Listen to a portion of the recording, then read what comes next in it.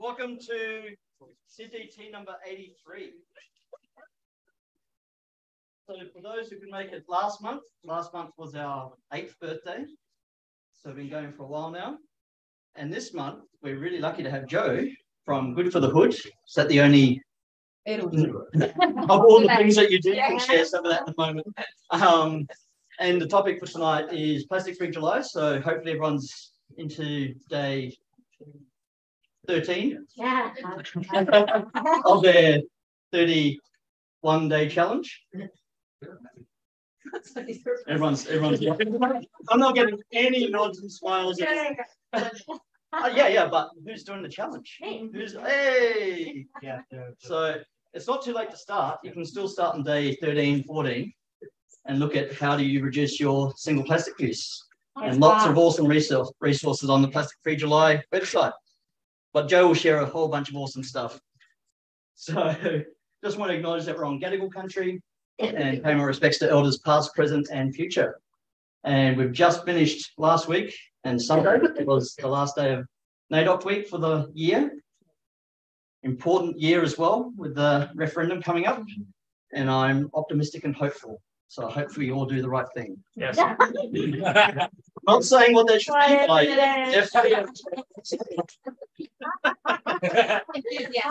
But you know, you do you.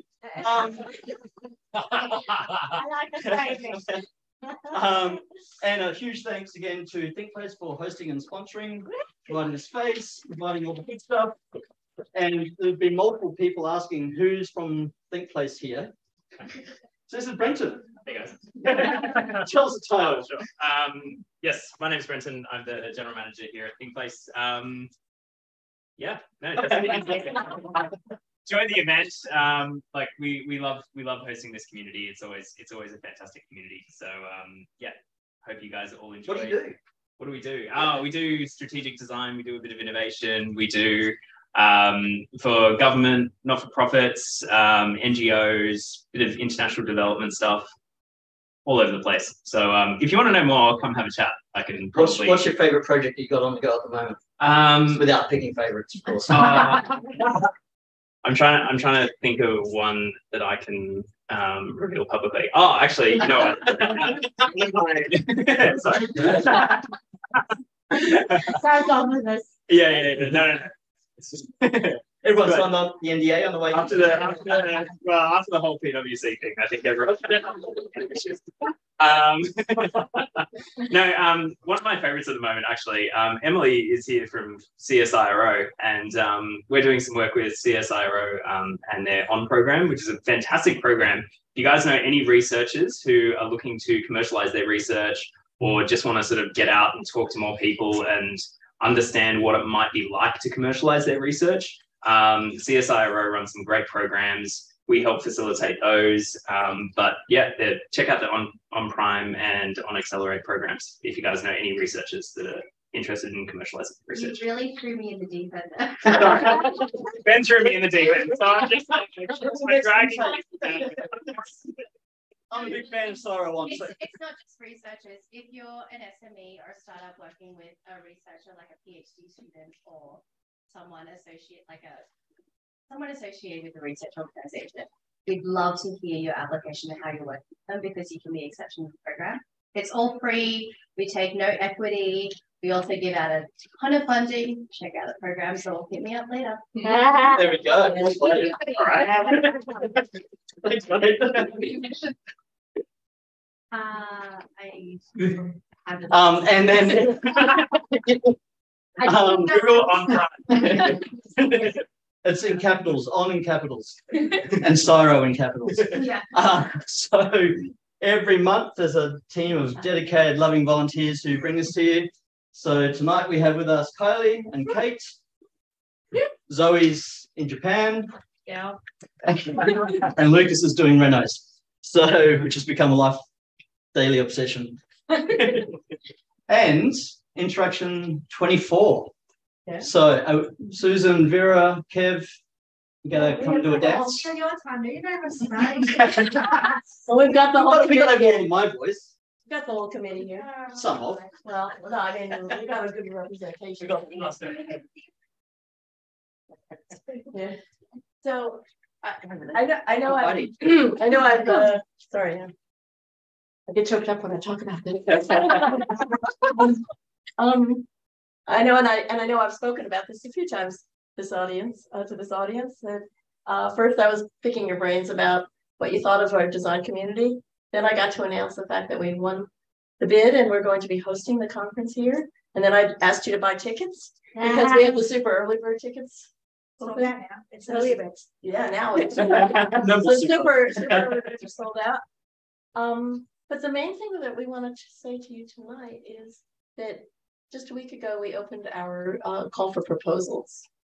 And so now we are looking for folks who would love to speak, either at the Ed Summit, which Ben has a little bit to do with as one of the chairs of the Ed Summit, or run a workshop. We have half-day workshops and whole-day workshops, or speak at the conference. There's 3 days of traditional kind of conference. And the theme this year is, which is pretty appropriate for this community, I think, and for Jo's talk, revisit, reframe, generate. I know, guess the progression there. But you can read more about it. You can hit us up if you have any questions, and we would love to see your proposals. And for people who don't know about interaction yet, how would you describe it? What is it? Who should come? Who should speak there? All of them. Awesome. I guess for those who aren't familiar with Interaction Conference, so Interaction Conference is a conference run by IXDA. So you've probably heard of IXDA Sydney chapter. We have been a bit quiet, but we're here. You're here. We're here now. We hosted the biggest event ever. So IXDA Sydney chapter is just one of the chapters of IXDA Global Community. So we are a volunteer-run community. So every one of us who organizing this conference are volunteer. They're not getting paid. So to bring this experience to you guys, and our Interaction Conference is a 5-day. Well, the conference is over 3 days, and of course you have the workshops the day before, and then at Summit, so like a 1-day sort of mini sister conference. That's a week. The whole week. Design festival, I call it, and then they have some side events as well. So it's quite exciting. So Interaction Conference started off in North America, I think, in Savannah, if I remember. You just reminded me. Yeah. 20th anniversary, by the way. For IXDA. This will be the 17th. Right. And then every year, it's always been in North America, and then they move to Europe. So then they alternate between North America and Europe. And then when the open for bid comes in to open it up outside North America and Europe, it was like, we'll have to do this. You reckon we knew what we're getting ourselves into? No. You reckon we knew what we're getting into? Because I didn't. No. So we were quite excited to put a bid together, and then when we said that we won, I was like, oh shit. Yeah, but you know, we're working on it. So we'll be really lovely and see you there, and put your ideas, gear your ideas for your talks, for your workshops, share your ideas, network with all the more bigger communities than just local, sort of Australia, New Zealand, and we want to bring kind of the whole international conference to, or international design conference to like Asia Pacific, and this will be the first time that it's going to be hosted in Asia Pacific region. So we're very, very, very excited. Awesome. So on the 3 sort of main conference days, I think we got 67 with keynote. Over 60 speaking slots. 65-ish. Because we've got 3 tracks over the 3 days. Yeah. So Over 3 tracks. and No, you can hit that QR code. They'll take us to the take you to the website. To the call proposal. Well, it's all on the homepage. Oh, We've got that call to action, remember? oh yeah, sure. So you can buy tickets there. You can submit a proposal for a talk. Hit that QR code. Follow good, solid UX design well-designed journey will take you where you need to get. And if it doesn't. So that's interaction 24. And now it's time to hand over, thanks Vera, to Jo. So Jo does loads of awesome stuff. Good for the Hood is one of them. And that was the context that we first made contact, seems like another life ago, pre-pandemic. Couldn't even say what year that is. You might know her from a whole bunch of TV stuff as well, including Planet Shapers, which I've been watching. So if you haven't seen Planet Shapers on Channel 10, check it out because Jo's one of the co-hosts. And now she's going to share a whole bunch of awesome stuff. Over to you. Thank you. First question is, did I get the right who's? Don't know. Who is who's? Yes, yes, we did. Who is? I don't know. Who's He did. is jobs? Who's? That was how you know one in the audience who's come up after. Do you ever do a talk and someone comes up and goes, just letting you know there was a spelling mistake on slide 4? And you're like, thanks. I think. Thank you so much to Ben and the team for having me. My name is Jo, and I will not be creeped out if you take photos of me and send them to me. In fact, that's entirely my jam. So if you can, that would be awesome. Please. That's slightly more creepy. Only take photos if you intend to send them to me. Excellent. Thank you. And as long as you're watching. You won't tell me something's wrong. And then point out the spelling mistake. I also was really interested in all that stuff, so I'm hoping I will remember after this to go and talk to CSIRO and if it also look at the amazing conference. So yeah, thanks for having me. I am not a designer. Well, I didn't think I was a designer. I think I am a designer, but I didn't know I was a designer until I designed shit. And now I'm kind of a non-designer's designer. So thanks for letting me through. It's really lovely to be exposed to this world and to realize that if I had known about this world when I was like a 15-year-old girl living on a farm in Melbourne, New South Wales, I probably would have got really excited about life. But instead I went to university and ended up working in corporate health and safety for a really long time. And then had children and realized I hated my life. So it's been a really exciting journey. So 7 years so 7 years ago, I had like this massive existential crisis, as you do when you hit like mid-30s. I'm not even on my right slides, or have I gone back? Is this like Maybe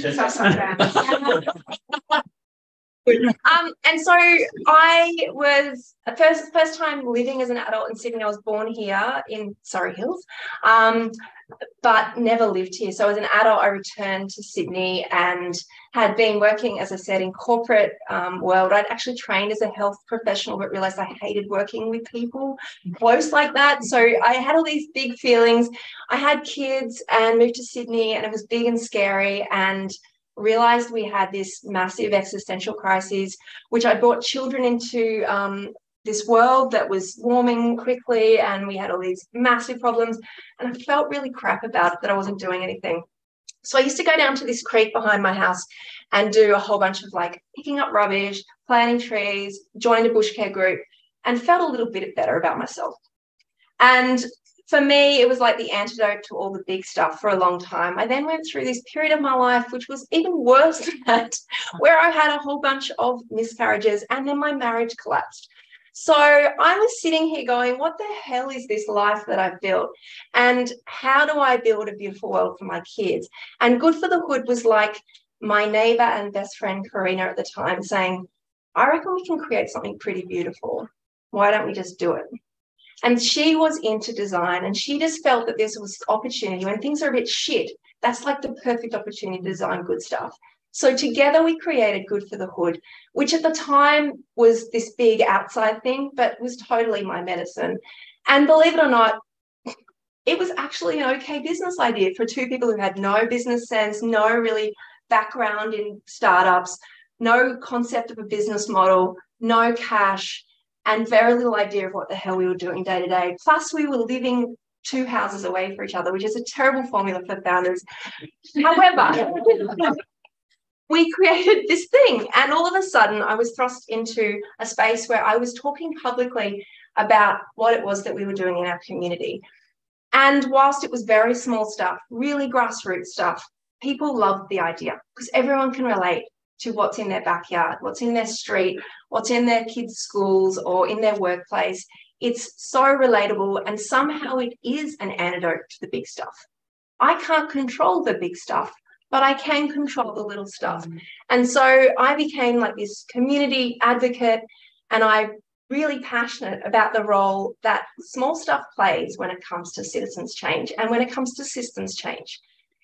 And so I found myself now, nearly 7 years later, left my marriage, all good, it's all good, we work really well co-parenting, have 2 beautiful, healthy boys, I've repartnered, and I've partnered up with a politician. And he suddenly last year was elected to federal parliament. And so this whole concept of change for me has become so much more nuanced, because all of a sudden I'm down here going, isn't small stuff great? And he's up here doing big stuff. And it's got me wondering what the hell change is when we look at systems change. Because all of a sudden we have a new government and we've got all these people talking these big ideas. And I'm watching my partner, who's a junior backbencher, who's fumbling around getting lost in parliament, talk about change as well, as someone who's in a government who can make change. And I've suddenly become really fascinated with our concept of what change is. Because I think what we think it is and what it actually is very different. We work with small people and small groups. I don't mean small people, we work with big people in small groups, because I believe that's where, first of all, my skills really align. I've been trained as a therapist. I've worked really well with people, even though I hated it. I'm good at as being a therapist. I believe that small groups, there's a reason we form them. They serve so many purposes, but they're powerful because, like this collective of minds, if we didn't have it, we know we would be worse off. We wouldn't have made a connection. We wouldn't have heard that thing. We wouldn't have felt that dopamine or that, excitement or that laughter or whatever it is that has been released when we come here. We know that humans are uniquely pre-designed to have that interaction.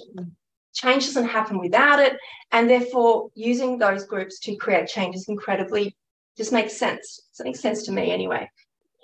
So for me, good is multifaceted. I think it's a word that when I first started Good for the Hood, it seemed like a really interesting, nuanced concept. I see it all the time now, good this, good that. Everyone uses good. I think we all have the general sense that it means that it's not shit. What does not shit mean? I think not shit means a whole bunch of things for a lot of people. The profit piece is obviously very complex. We know that it's there for a reason. I don't believe it's profit driven, but it's financially sustainable, I think. Sustainability is another word that I hate. Someone said to me the other day, if your partner was asked how your relationship with you was, and they said, oh, it's sustainable. Would you think that is a good thing? And I said, no. I mean, it's great that he wants to stay there and do the same stuff forever, but obviously words like regenerative are much nicer, and it's lovely to see that word's coming up at your conference. There are much better words, but most people are getting to a point where you say sustainability, they're like, oh, yeah, not destroying the environment. Okay, cool, I've got it. I use sustainability because it does reach enough people, and I think if you get too nuanced with, words, it can be problematic. But good is a great word for community because, again, they go, oh, not shit, excellent. For me, it's a big piece of place. I love working with place-based projects because all of a sudden, everything else falls away and you deal with the here and now and you deal with the people there, and the important systems relate to country and the biosphere and all of the other aspects which we don't necessarily understand and see in urban environments, but they are part of the story. So place is a beautiful component of any work that we do. When people say, whose job is it to create change? I want you to listen next time you think about a problem. Maybe think, and I was talking before with a group, think about when Red Cycle collapsed. Who was a very diligent returner of bags back to Coles and Woolies? Yep. Come on, a few more. You can admit it. It's like you weren't the smokers. It's all right. Okay, so about half the people in here were packing up their bag of bags, putting it in the car, forgetting about it for a week, and then taking it for 2 weeks. And so when you heard that red cycle, so the collector of those materials, the one you see all over different packages had collapsed, how did you feel? Traumatized. Did I get traumatized? Okay, traumatized. All right. Now the kitchen bin overflows half a day rather than every. All right. So now you're just frustrated. Yes. Interested. Interested In the reason. Mm-hmm. Yeah. Did anyone feel angry? Yeah. Did anyone feel duped? Yes. Like Absolutely. straight? Like okay. Yeah. Yep. Did anyone feel? Who were you angriest at? Coles?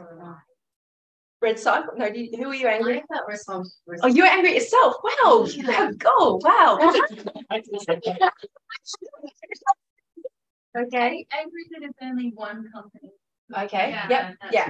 Okay. I was So- angry at the manufacturers. as well. Manufacturers. Okay. All right. Cool. Yeah. So there's some. Suppose we all immediately start putting our blame or our perspective on whose job it was to not have created that problem. As designers, you're very good at unpacking problems. I get that. So what I heard when that happened was a whole bunch of, well, what needs to happen is Red Cycle needed to come clean earlier. And what needs to happen is the government needs to put in this. And you know what needs to happen is the manufacturers need to take responsibility. Occasionally, shit, we use too much plastic. So occasionally there was this self-reflection, but it's really interesting.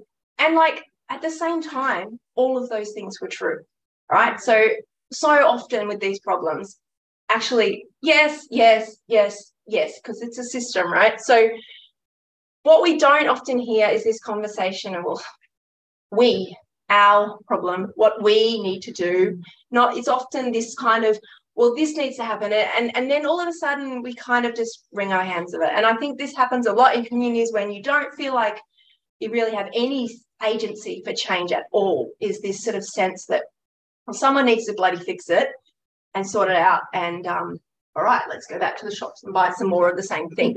So I find it really fascinating. I've done a lot of work with government, industry, and individuals now. And I don't see that there is absolutely any difference in the spaces that I work, because whether you go into this organisation, which was a very high-end brand, doing a wonderful thing and teaching their community and their staff about climate change, the drivers of climate change, using the Climate Fresk tool, which you might have used, great one to use maybe for a design night, lay out all of the mess of human drivers for climate change, and then sort of circle back to what will happen. I think I heard you talking about before, this sort of extinction that will prevail. It's a really uplifting piece. But very powerful. And so I'm sitting in this group full of really high-end, people who work with some of the billionaires of the world, basically, or who sell to the billionaires of the world. And occasionally I'd hear things like, shit, I think the people who are our customers could really fix this. So like all of the things that we sell are like also all of the drivers of climate change. Like that one was like, they're going. So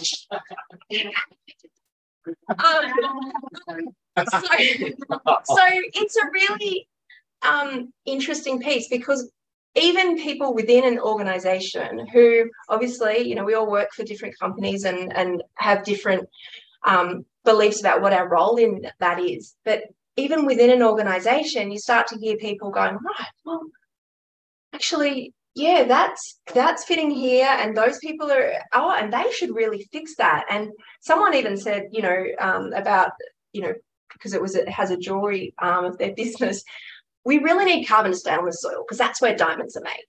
And I was like, wow. If that's what helps, they take action. So I think whether you work in industry, and I've literally now then from that gone and worked in a brand funded show, which is on Channel 10 across Australia. So we literally go and look at industry, some of the, you'll see them in a second, biggest brands in the world, some of the biggest polluters in the world, but we talk about different parts of the solution. We're not sitting there going, wow, aren't they awesome? But this aspect of the problem, what are they doing about it? So there's some interesting parts of recycled plastic and what they've done in terms of that. Anyway, the point of this is I literally talk all day to people about what they're doing to solve the problems they're doing. Now, on one of the interviews behind the scenes, was talking to someone who used to work for a really large transport company. And they were senior within that organisation in sustainability. And they were talking about Scope 3 emissions. Does anyone know what Scope 3 emissions are? Ben, well done. So they're the emissions that you're not directly responsible for, but the people who buy your product or use your service will create because they've bought your shit or they use your service. So they were talking about, in this particular part, solving the issue with Scope 3. It's a huge problem because for a lot of companies, it's a huge chunk of their emissions. And, you know, is it your job to fix it or my job to fix it? It's my company. Should you solve my problem so that your problem's solved, or should so all of a sudden you got these issues? And that one of this large senior C-suite level person is saying, well, the problem with solving Scope 3 emissions is we're really doing the heavy lifting for the other parts of the industry, i.e. the competitors. And this is off the record, and I'm thinking, well, we have a climate crisis. It's your job to fix this. So, and all of a sudden I'm sitting there going, so even in a large multinational organization at the most senior level where change can happen, you can have a deflection. Well, it's not actually my job to fix it because, you know, that's your problem to fix it. So this sort of sense that change can happen, and there's this, I meant to put it in and I forgot to, but there's this triangle, which is this sort of deflection that citizens deflect back to industry and to government, government deflects back to citizens and industry deflects back to government and citizens. And all of a sudden we sit there going, I don't know whose job it is to change, but it's not mine. It's actually all of our jobs. Mm-hmm. And that's what grassroots change does. It puts the onus back onto people, not because that's where the most powerful change happens, but that's where people need to start. And continue to do. Like, I don't care if you're the Prime Minister of the country one day, babe, but but I still hope you compost, mate. That doesn't relinquish you of your personal responsibility. I don't care if you work as an amazing sustainability leader. It's still your job to use your voice to advocate for change in your industry and in your competitors and in your customers. So I just think that we have way too much pushing of the sort of responsibility onto others because maybe it's too hard, maybe it's not done, but, you guys are designers, you guys are renegades when you need to be and can be. It's too much of same old. And I think what happens is we need to go back to feeling that power, and that, for me, comes from doing the small shit. Way more sweary than I intended it to be. Anyway, Ben's smiling. It's all right. So my partner's been elected in his role within, and I'll tell you who he is because then you'll Google him and then you'll go deep in it.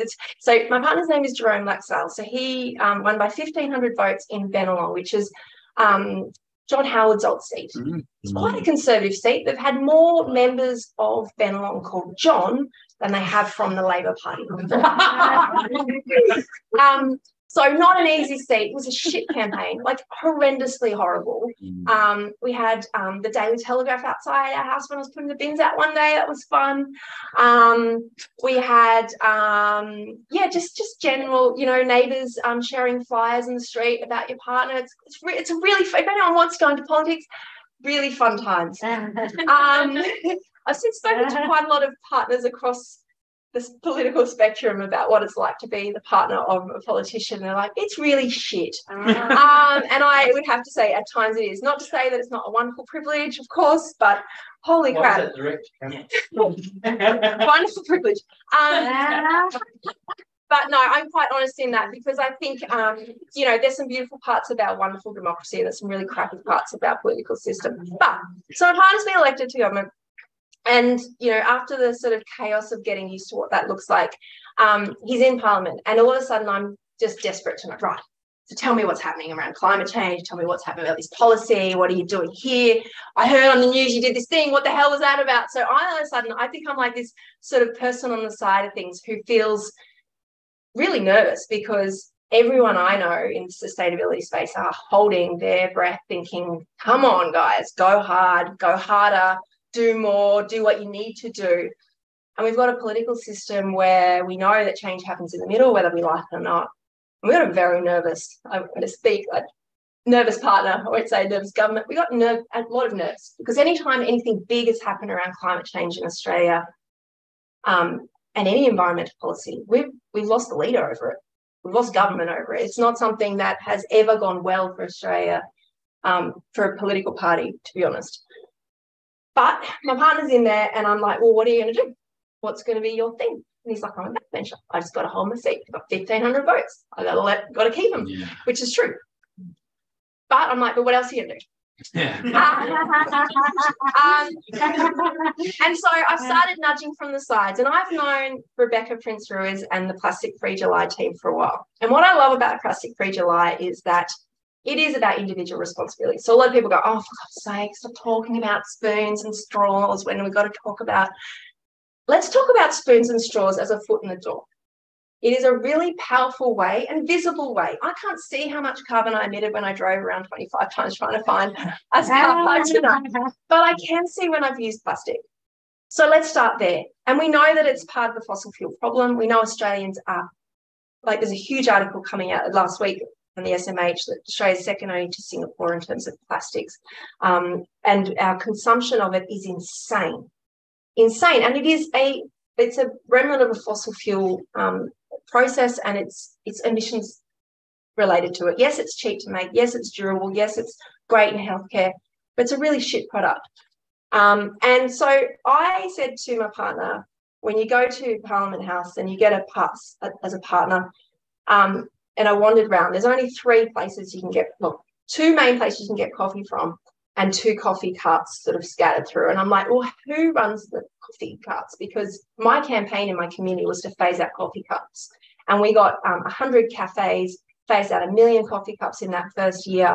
And I was like, if I can do it in Benall, not the environmental champions that, you know, I perhaps thought they were when I moved in there, but if I can do that, then maybe you can do it at Parliament House. And so he did a bit of digging and he realised that every year they're using 250,000 coffee cups in Parliament. And so It's a shit of coffee, man.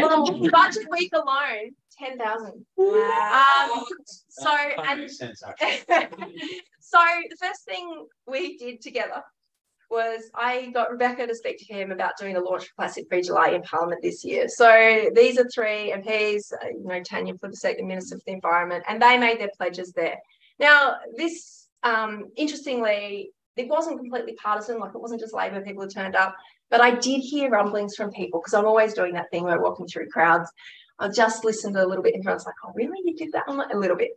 And I heard people say, oh, it's all about individual responsibility. And then I felt like saying, but you are also an individual. Yes. And so when does it let us off when we're suddenly the CEO or a minister to say, oh, it doesn't matter what I do? It matters more what you do.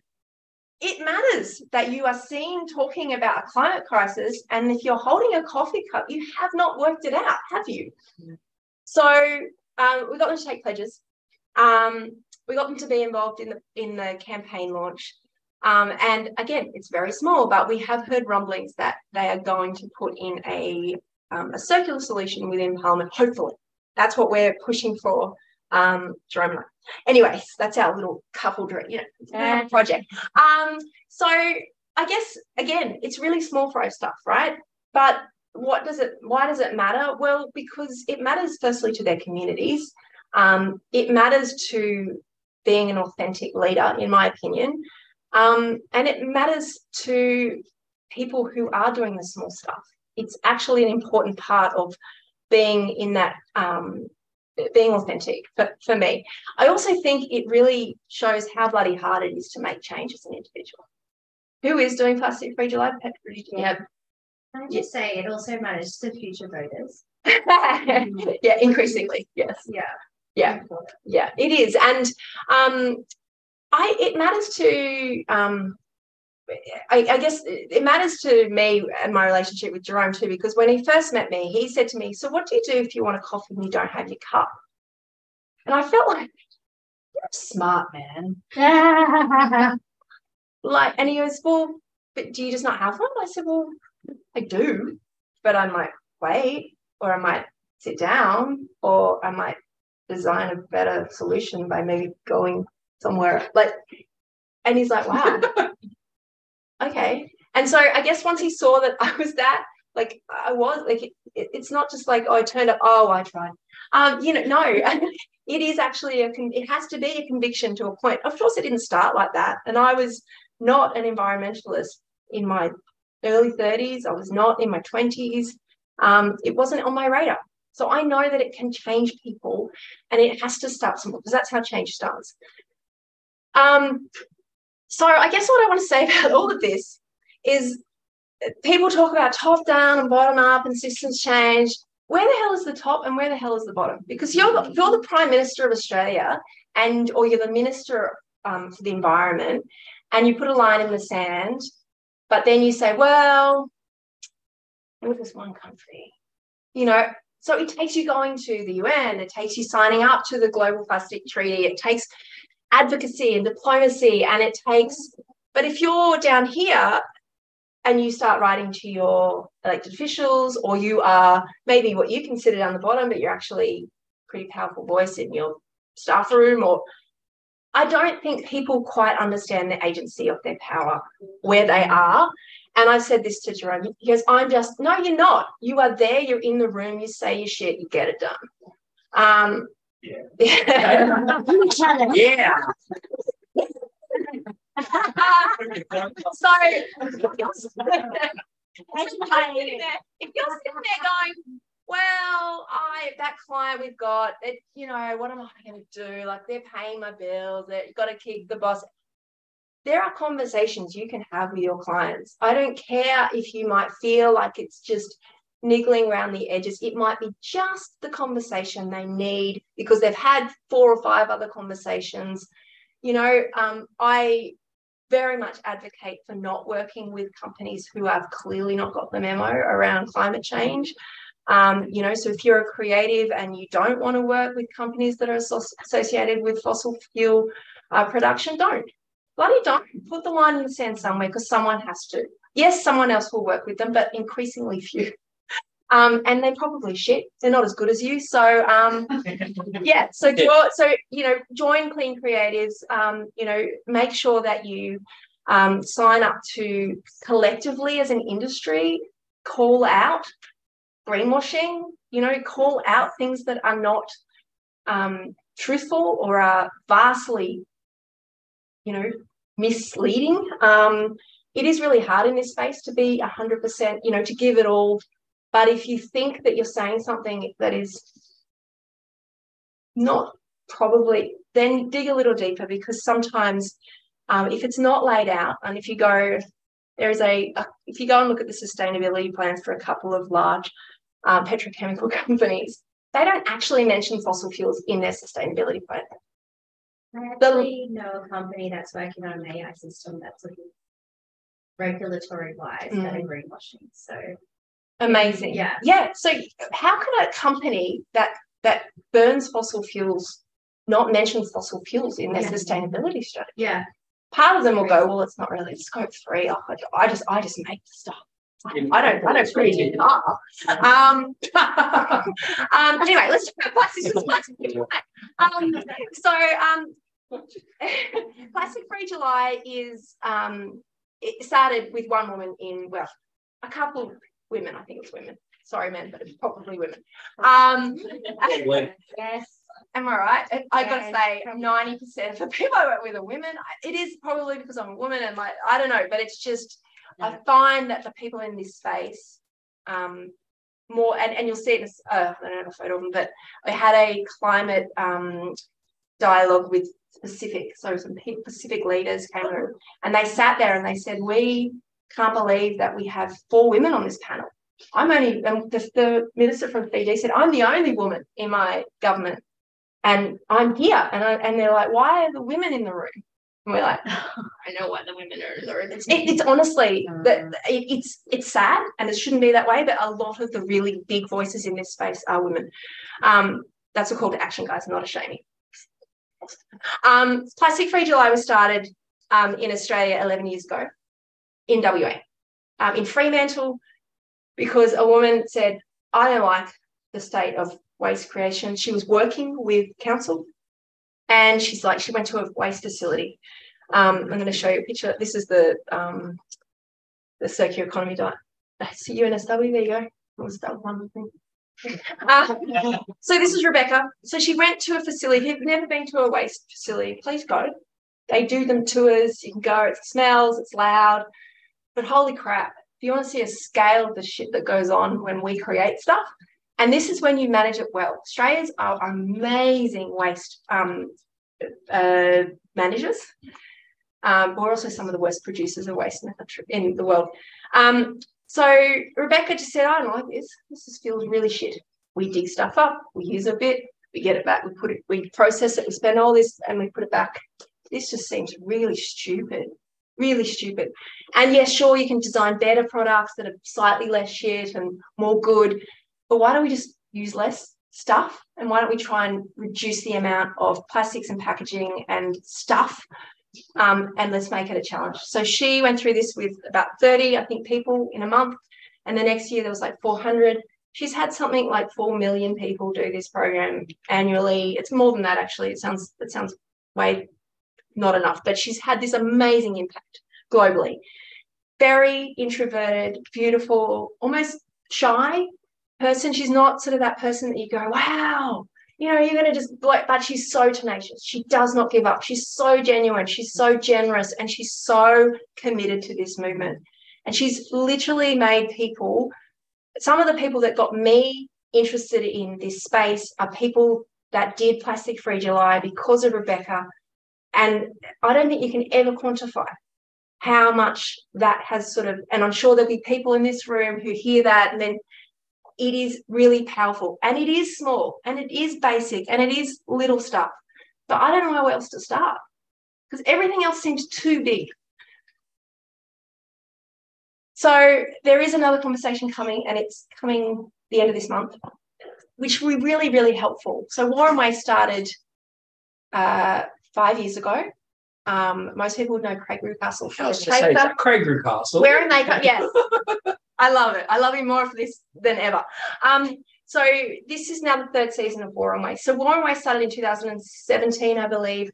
I was lucky to be part of the impact program for the 2nd series in 2018-19, and have worked with communities developing tools that they can use after the show. Because what happens when the show went on TV, people got really, really activated, like really concerned, mobilized, like angry, inspired, really like passionate. And they're just like, well, let's use that. And so from that show, I don't think it's too much to say it really has changed what's happened in Australia. So we've seen single-use plastic bans in every state except almost, I think, or now it's come through. Container deposit schemes in almost every state now. I think it's Victoria's in. We've seen Australia sign up to the Global Plastics Treaty. We've got a Global Plastics Treaty on its way. 2nd year we just had the 2nd meeting of it in, which will be like the IPCC, like the UN, the Paris Climate Agreement for plastics. So there'll be a global agreement of what we can and can't or should do, which sounds, you know, again, big, but we know that that drills down. And it's been really powerful. This year we're talking about food waste, plastics and textiles. Does anyone work in textiles? Whoa. Yeah. We have some pretty, if anyone looks at the satellite photo, I know someone who's trying to build a manufacturing facility to help with the textile issue, but no one wants to invest. No, it's not what you're going to do. You're going to give them all the. I know a girl. It's Main sequence. It doesn't have a research behind it. Oh. She wants to do it. She She's will. a textile. yeah, it's massive. So Yeah. 3 of the biggest crises we have, they're all linked to the climate crisis as well. They're all linked to modern slavery issues. They're all linked to, you know, the ocean biodiversity loss, nature, like food waste we were talking about before. Fundamentally, like, tragic. It's a tragic issue in Australia. You may as well, when you're going home from the supermarket next, drop one of the bags that you're carrying to the car in the car park and leave it there. That is how much food we're wasting. About 1 in every 4 or 5 bags of food that we bring home, we might as well chuck in the bin. Don't buy it. You're going to put it in the bin. It's like buying a T-shirt and going, right, 4 shirts, leave that one there, off we go. It's such a low order issue for us. And only with the kind of cost of living stuff, we're starting to go, problematic a little bit, but food has gone up. But, you know, textiles are cheaper than ever. So, yeah, big problems. And hopefully the show's created as a catalyst, as an activation. And, you know, that means for communities, that means for governments, it means for individuals as well. So I guess for you, and I don't know exactly what spaces you're working in, but as an individual, I'd encourage you to lean into your agency as an individual. Like, please don't, like, it's easy to go and look at other people and go, wow, what I do here doesn't really matter and it's crappy. And, you know, please don't do that. Like, you've got to live with your values in alignment with what you think is important. You've got to do your bit. Like, I'm not saying that is the only solution. It is part of a solution. And cumulatively, that is part of the solution as well. But please don't stop there. Please step outside into your communities, encourage interactions. I only like working on projects which are positive between the people in those networks. Like, I don't want people just to all sit around and sing Kumbaya, but I want you to want to work with me, even if you think climate change is a hoax. I do a lot of work in the Hunter. I think it's really important that we stand shoulder to shoulder with people, regardless of what their political beliefs are, and say, right, well, you know, you may not want to do this, but hey, do you want to have a cup of tea anyway? Like, that sort of resilience is important, even if, you know, on the grand scheme of things, it hasn't shifted hearts and minds. We need to, you know, really start looking at conversations about ownership. Ownership is such a weird thing. What do you own? Like, why do you own it? I don't know why I own half the stuff in my house. I don't want it. I have things in my garage that I look at and I go, I don't even know how you got here. Why are you here? Why do I have to service you? Why am I having to look? You don't even work anymore because I didn't use you right the first time. So why do we own things the way we own them? There are so many things that would work better as a service. And the circular economy piece is the connection between waste and climate. So if you haven't understood the circular economy as a designer, it is so exciting. Get excited about it. You obviously have, because that conference is very much leaning into that regenerative space. So design out waste, build back nature through regenerative systems, and, you know, make sure that you have services which align with this, keeping the value in the products that we have.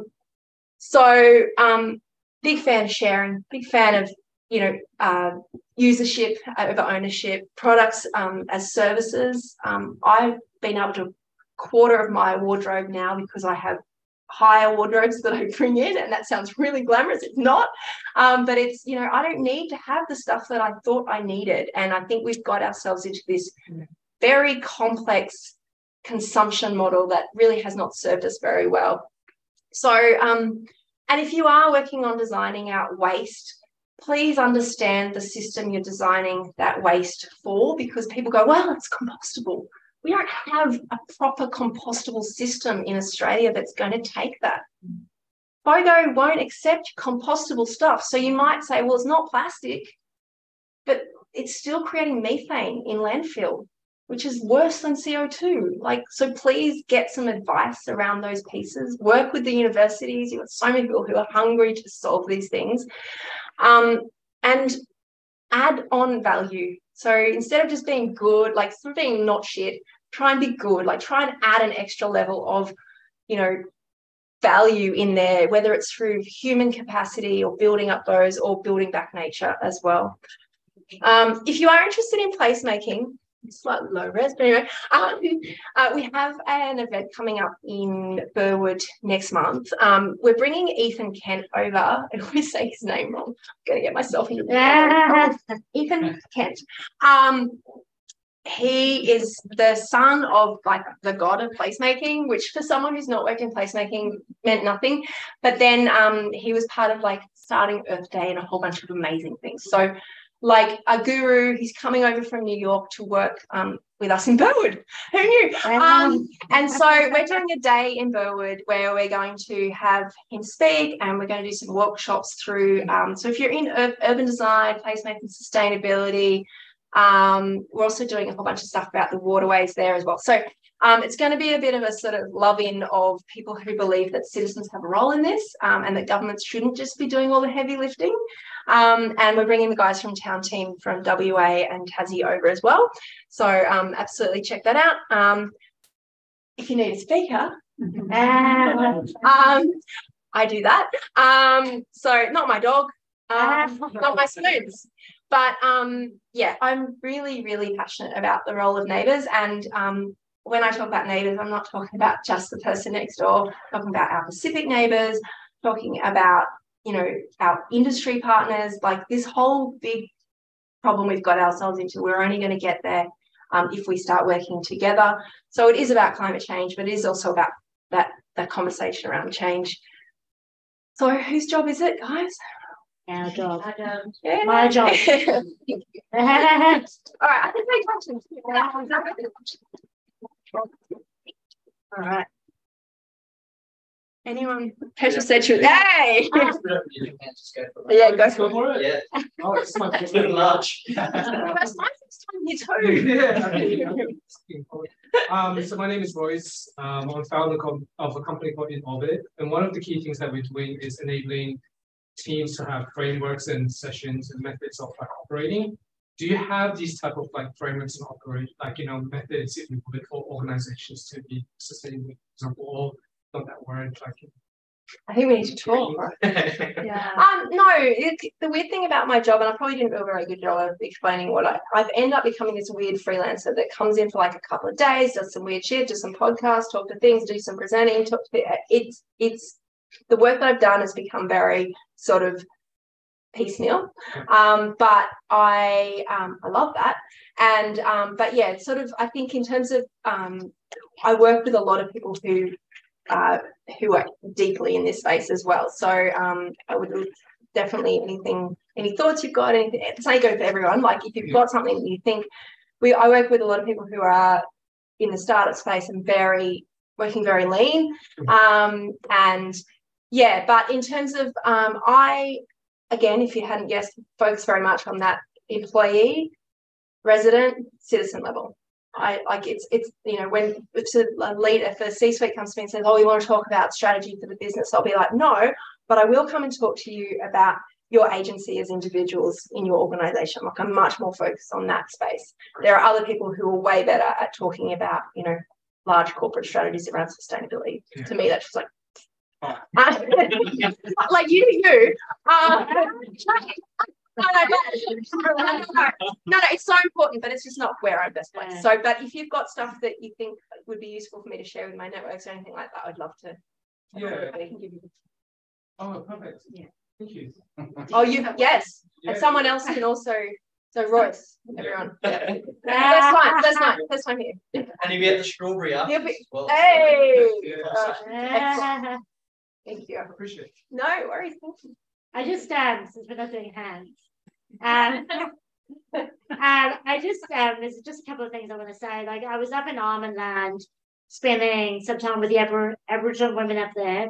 It's protected land, and we went for a walk and we were doing like a bush medicine thing, and we got to one of the secluded beaches, and there was about 3 meters of plastic swimming in the sea. And I was like, holy fuck, like, what's this about? I said, oh, it's coming from Indonesia. And I'm like, someone give me a bag we need to go and sort this out. Like, how can you not fucking physically do something about, oh, well, you know, if we clean up today, there'll still be more shit tomorrow, right? And I thought, wow, but with this attitude of this, is it learned helplessness? I don't know what it is. Yeah. And look, do we have an I think, and look, they're absolutely right. It's like turning, they always use that analogy of, you know, is it pulling the plug without turning the tap? Or is it the other way? Turning the tap on, turning the tap off? I don't know what that means. So if the bath's overflowing, thank you. I'm going to. It's like if the bath's overflowing, what do? Do you pull the plug or do you turn the tap off first? Yes. You do both. But, you know, it's if you only do one, you're only sort of halfway, you know. So I clean up all the time. And it's not because I think it's solving the problem. It's because it gives me a reminder of my agency.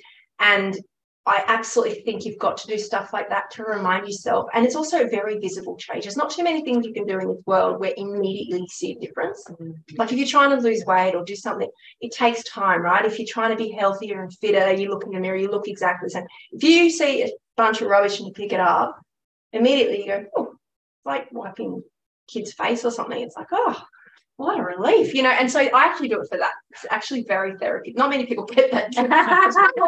Not many people feel that. But it's really powerful for me. So that's why I do it. Yeah. It is important. And at some point you do need to do that. But no one is suggesting that by picking it up today. And also you can understand that they might have done it 50 times and you're like, bloody hell. And it's not their rubbish. Whose problem is it? They're probably like, well, it's that, you know, so yeah, and the Pacific feel this way a lot. They don't create plastic there. They don't have a lot of emissions coming out, and yet they're sitting there, literally sea levels rising and plastic everywhere, and they're like, you know, they have reason to feel pretty helpless in that respect. Yes. Yeah. Yeah, and I wonder also, like, if it's because I've done a lot of traveling, as I've shared, and I went to India last year, and I did 2 months traveling through India. And that's where I saw the real impacts of overpopulation. Like we constantly hear that there's 8 billion people in the world, but we don't see it in Australia, right? But you don't see it in Australia. I was literally reminiscing. I was on Bari, so Fraser Island last week. Depending on if you're around, we go there every year. But 2 years ago, after the Brisbane floods, 5 years ago after the Brisbane floods, we saw the washout on that island, and it was horrendous. But I also just want to be careful with the population conversation, because it isn't the 8 billion people in this world who are causing the problem. It is the 1% of people like us who are doing it, honestly. And I know that sounds like a really Extinction Rebellion thing to say, but it is. It is absolutely the truth, because, you know, if we had 7 billion less people from countries with large populations with low emissions, still have a climate crisis, guys. Sorry, like we would still have. That is not the problem, and I don't want it to become this sort of eco-fascist regime of. And I hear it a lot, like we've got to stop making babies, but we can't even get agreement on the softest climate policy in Australia. How are we going to put in population control? Like pragmatically, it's a really shit idea. It's never going to happen. It's never going to happen. We all look at what China's one child policy, and we all go, oh well, that's just, you know, you're never going to do it. And to be honest, if we were regenerative and cared for the country the way it's been cared for in the past, we wouldn't have to be so frantically worried about 8 billion people. There's enough food, there's enough energy, just not doing it right. Yeah. I wanted to find out from you who's taking our rubbish at the moment. Countries decided not to take our rubbish. So I only can take a portion of it.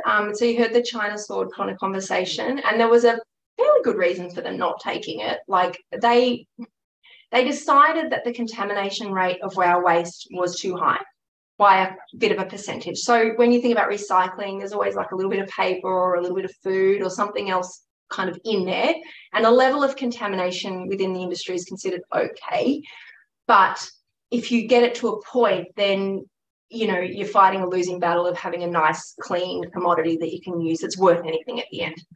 And recycling is all about commodities. So it's like this market of high value, low value, and end markets. So if you don't have anywhere for it to go, like glass in Australia, what you do, and soft plastics, you have this situation where stockpiling can happen. And look, the EPA doesn't want it to, which is why they shut Red Cycle down. But everyone panicked about China sword because they were taking an element of our waste. Half the people going, what they were doing what?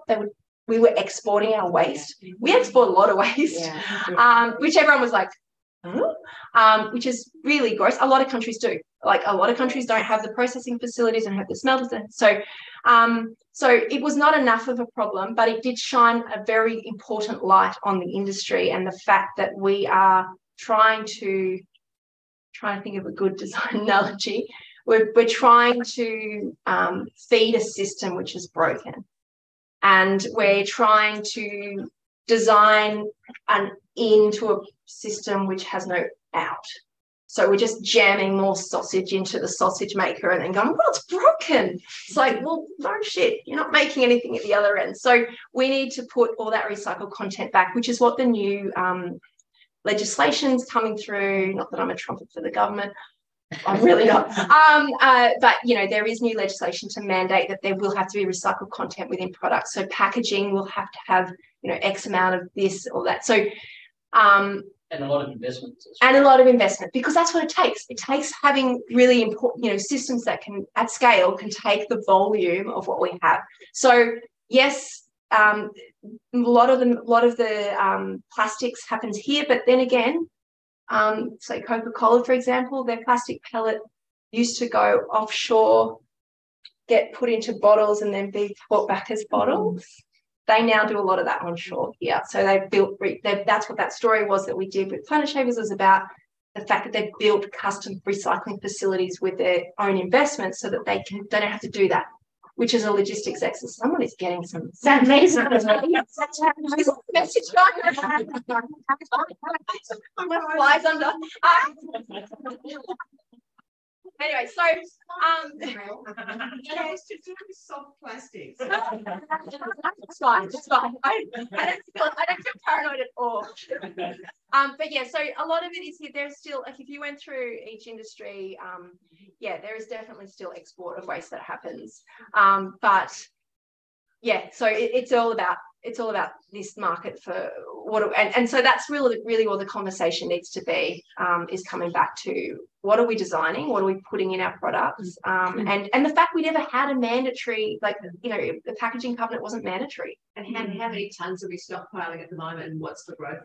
Stockpiling's illegal over a certain number of years. Like it'll have ebb and flow, but that's why Red Cycle got shut down, because they were stockpiled for 3 years or whatever, and they're like, it's a hazard. You know, you can't fill a shed. It's like hoarders gone mad. You know, you can't just like, here's my shed, let's just keep jamming it in there forever.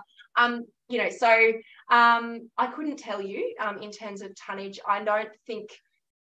There is definitely emerging markets there, especially like, you know, and I think that's where like as designers and innovators, that's where the excitement goes. So like, you've got all of this product, but it only works when it's financially, you know, when you can find it in. So that's where, you know, you've got to put levies or excise or something on there to make, because virgin plastic is super cheap. Why wouldn't you use virgin plastic forever? I would always caveat that with, though. So I'm looking at one of the biggest insect flag producing farms. It's just Western Sydney. Yep. Amazing technology. Yep. Looking at replacing plastic in EV vehicles and like soft plastics with laundry, like tablets and things like that. But it's like the long-term responsible innovation. Do you know what I mean? Like, yes, you say that it's like it decomposes and it's, you know, organic and that sort of thing, but what are the long-term effects in the soil where we're dumping it? Yeah. So that's where we come in and we test it. Yeah, and a lot of it, again, it's like, we found this great new solution. Everyone's like, yeah, is it going to be great, or is it going to just be like the asbestos of 2050? Yeah. Yeah, and that's like, right, we're right to be nervous about that, because it's good that we asked a question now, yeah, right? Yeah, because we didn't. No. Watch some ads about, and then I'll go back and watch the ads about plastics in the 50s and stuff. And it was just starting to make it. It's like, it's sort of like some kind of horror movie now. You're like, oh, it's like smoking. It's like, you know, the smoking ads. You're like, oh gosh. Or like, anyway, so Sorry.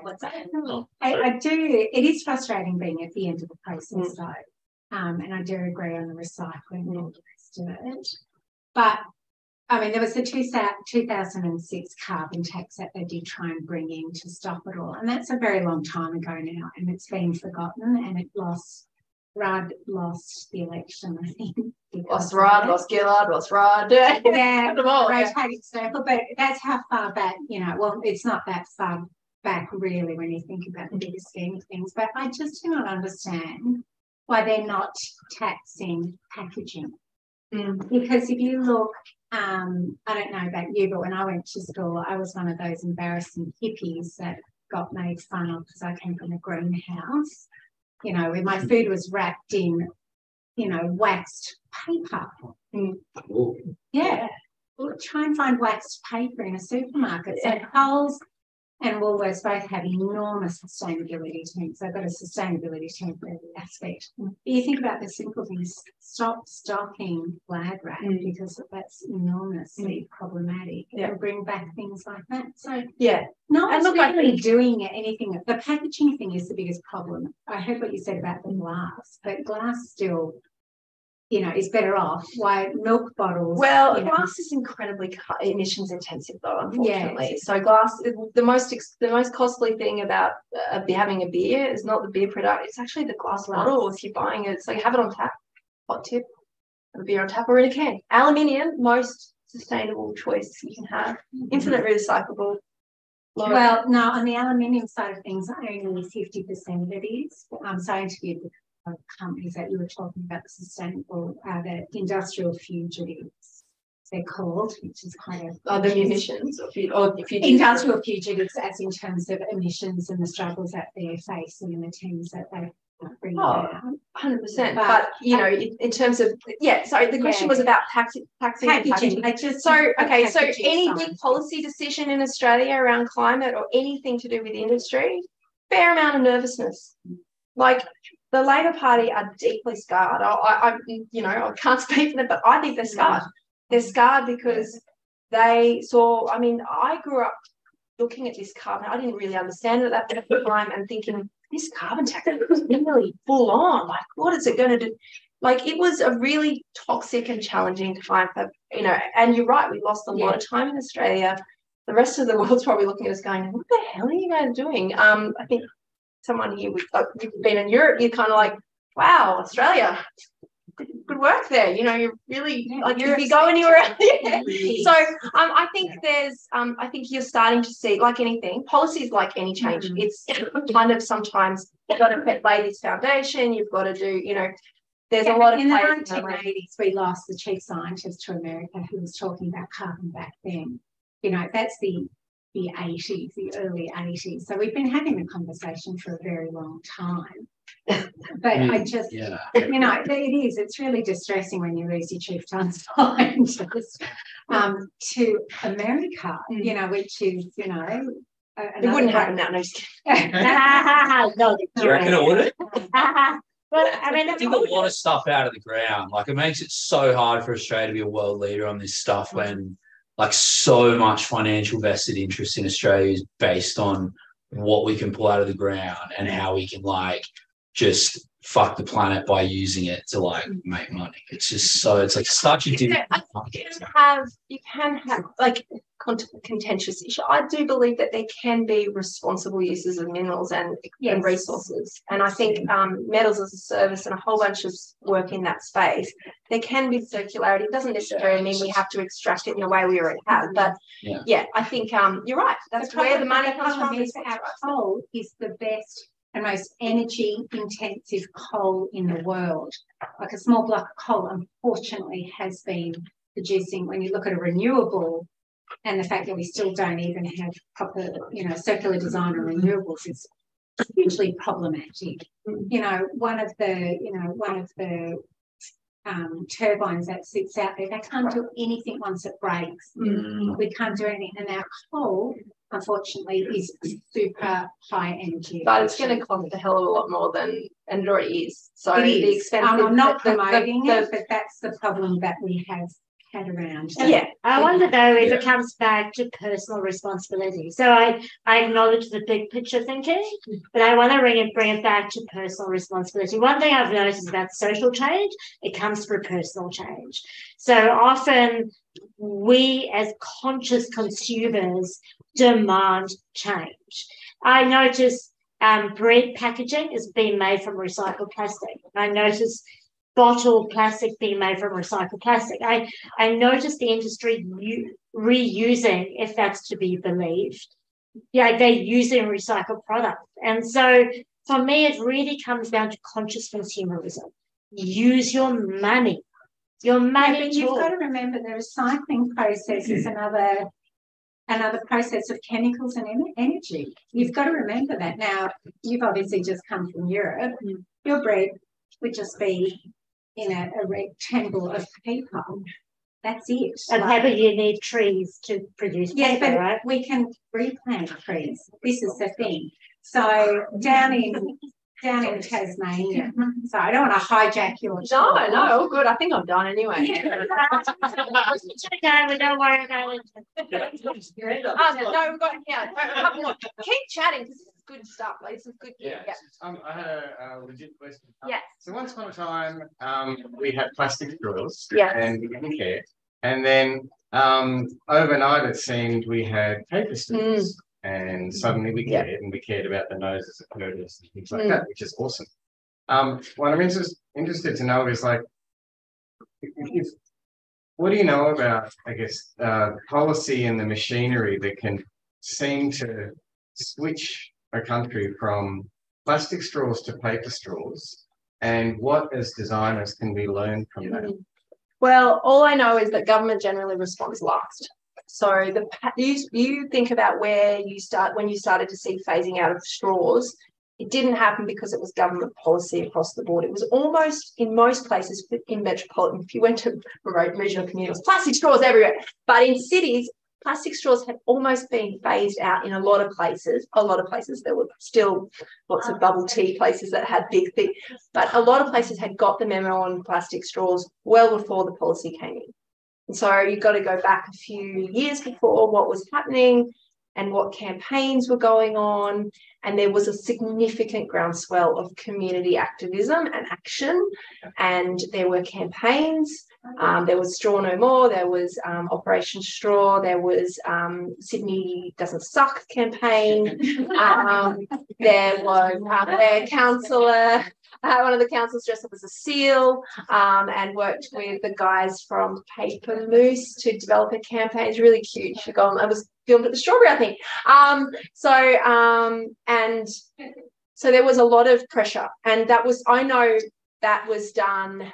So Molly was a young girl up in Cairns. She lobbied McDonald's, so she worked really heavily with the McDonald's up there. So obviously we're just one country, and if you're a multinational, who are you listening to? I just know that it takes way less people to contact businesses and complain about stuff to make change than we actually think. And I now know it takes way less people to contact an MP and kick up a stink and make a difference. You should hear, my partner comes to me and goes, I have 4 emails today about this bloody issue, and I'm 4. That's 4 emails. There's going to be some more. Yeah, and it's like, you're upset, and you think about it, if you get a really angry email, like it sticks it. So, and they read them. So I go, wow, that's actually real. It's reinforced my power of citizens' action. Like, we have agency, but I honestly don't think. I think federals are going to be the last to change. Councils are really great. I feel like councils are a really great way to push. So if you're looking for local change, talk to your council, get them to maybe work with their own operations or their own events, because they can't blanket rule cafes and stuff to do stuff, but they can say, well, we're putting up this stand. It's the same with the fossil ad ban is a campaign that's directed at local councils to say, stop advertising fossil fuel companies on your billboards, which you own. Don't worry, let's not worry about anything. And councils are great. So, so I think it is, and I do think it had a lot to do with war and waste. I honestly do. In Australia, I think there was other things going on in other countries, and, I can't speak to those, but I saw it because we were talking about this conversation about straws and say no, and it was like a safe sex campaign. It was I have straw, abstinence only, but and then all of a sudden you're right, they're gone. Like literally, I used to go, oh no straw, and then I was like, oh, they don't even give. I have to ask for a paper straw if you want, not that you need it, but yeah, it's so you're right. It felt like overnight. I really don't think it was overnight. I think it had been, and groups like Boomerang Alliance had said they had been, and it was just like got all these environmental groups.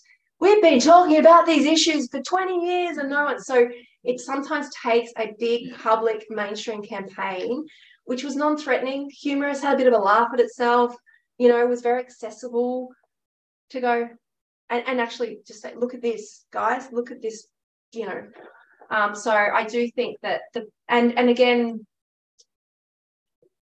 yeah, I think it's very hard to get too upset about that change. Like, okay, like some people do. It's disappointing and it's exhausting. Yeah, but I'm like, it's hard to get too worried about. I'm sick of complaining. I have Karen that writes letters because I'm so fed up. And yes, you're right. The government can't do anything because we have a short-termism approach on everything, so they're too scared to lead. Well, I think it's also some of it isn't government. Like, you don't need a government to mandate straws to be gone. Like, no, but as smart government thinks about, they think about. I think smart citizens realise that they have so much more agency. If I rely on the government to do everything for me, then I may as well live in an absolute. But it's nice when they do. It's nice when they think about the end-to-end value chain of life. Sure, but I also see the issue, the end-to-end value of the issues they have to deal with, and it's really. But that's why they have departments. Yeah, absolutely, absolutely. The environment is there to think about how do we live in it. The man was or balance it, but keep your eggs, don't throw it at me.